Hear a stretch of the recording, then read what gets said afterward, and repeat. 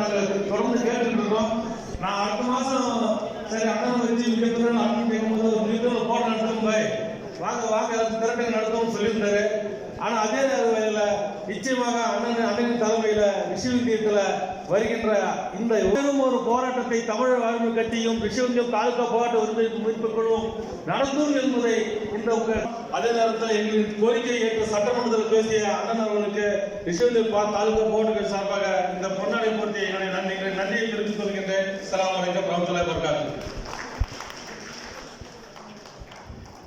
அடுத்ததாக அரசியல் கட்சிகளின் பிரதிநிதிகள் மற்றும் மாண்புமிகு தலைவர் எழுச்சி தமிழரின் போர்படை தளபதிகள் அனைவருக்கும் வணக்கத்தை மீண்டும் ஒரு முறை உண்டாக்குகிறேன்.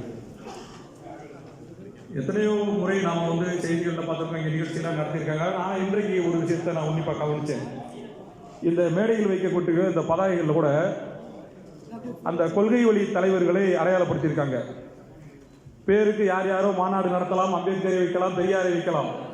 ஆனால் ஆழ்மனதில் இருந்து அந்த கருத்தியல் வழி நடக்கக்கூடிய ஒரு இயக்கம் தமிழக வாழ்வுரிமை கட்சி என்பதற்கு இந்த கொள்கை வழி தலைவர்கள் ஒரு உதாரணம். திருவள்ளுவர் இருக்கிறார், பெரியார் இருக்கிறார், அந்த அம்பேத்கர், மார்க்ஸ், காகிதம்.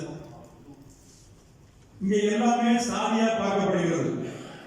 ஒருவன் இஸ்லாமிய அடையாளத்தோடு பேசுகிறான், பிற இயக்கத்தில் பணியாற்றுகிறான் என்றால் இந்த தூள்களுக்கு இந்த வேலை அந்த இயக்கத்தில் போய் சேர்றான் அப்படின்னா, இல்ல ஒரு தலித் ஒரு கட்சியில போயிட்டாங்க, உடற்பாளர் இவர் இருக்காரு, நீயா இங்க போற அப்படின்னா, இங்கு கருத்தியலை உள்வாங்கி கருத்தியல் தளத்தில் பயணிக்கக்கூடிய ஆட்கள் மிக குறைவு.